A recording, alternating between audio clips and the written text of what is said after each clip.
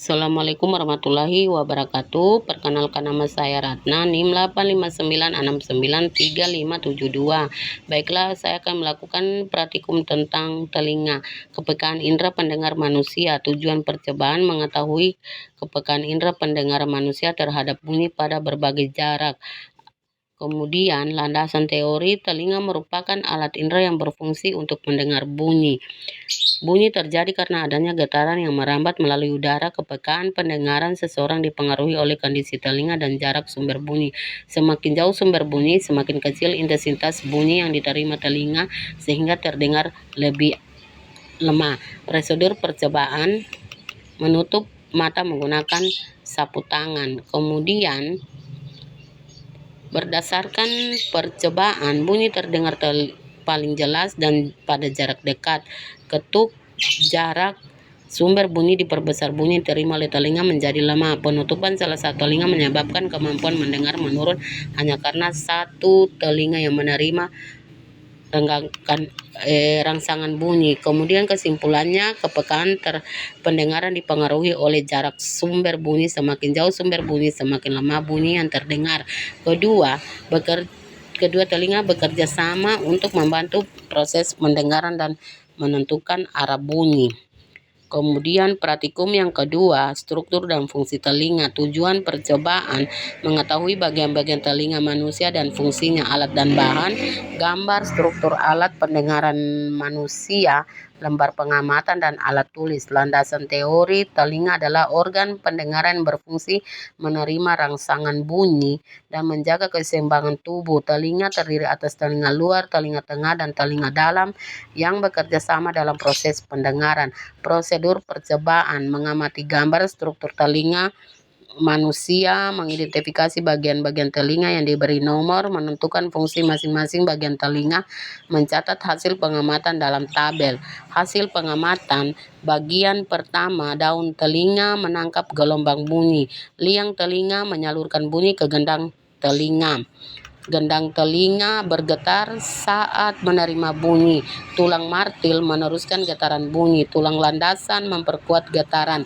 Saluran setengah lingkaran menjaga keseimbangan tubuh. Tulang sangkurdi menyalurkan getaran ke telinga dalam. Koklea atau rumah siput mengubah getaran menjadi impuls saraf. Saraf pendengaran mengirim impuls ke otak. Kemudian telinga tersusun atas beberapa bagian yang memiliki fungsi yang berbeda. Bunyi diterima oleh telinga luar, diteruskan ke telinga tengah, kemudian ke telinga dalam untuk diubah menjadi impuls saraf yang dikirim ke otak. Kesimpulannya, telinga terdiri dari telinga luar, tengah, dan dalam. Setiap bagian telinga memiliki fungsi yang berbeda. Semua bagian bekerja sama dalam proses pendengaran. Kemudian praktikum yang ketiga, mekanisme transmisi pendengaran. Tujuan percobaan menjelaskan proses perambatan bunyi pada telinga manusia. Kemudian alat dan bahan: pertama, gambar transmisi pendengaran, lembar pengamatan, dan alat tulis. Landasan teori: bunyi merupakan getaran yang merambat melalui medium pada manusia. Bunyi diterima oleh telinga dan diteruskan melalui beberapa bagian hingga akhirnya diubah menjadi impuls saraf yang diterjemahkan oleh otak.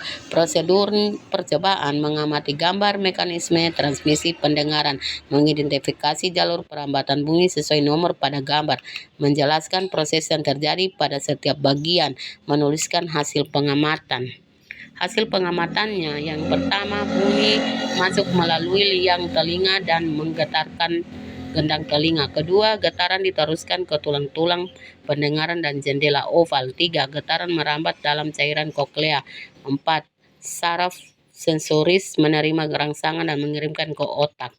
Kemudian gelombang bunyi ditangkap oleh daun telinga dan masuk melalui liang telinga. Gendang telinga bergetar, lalu getaran diteruskan oleh tulang-tulang pendengaran melalui koklea. Di dalam koklea, getaran diubah menjadi impuls saraf yang diteruskan ke otak sehingga bunyi dapat dikenali. Kesimpulannya, bunyi merambat melalui beberapa bagian telinga sebelum ke otak. Koklea berfungsi mengubah getaran menjadi impuls saraf.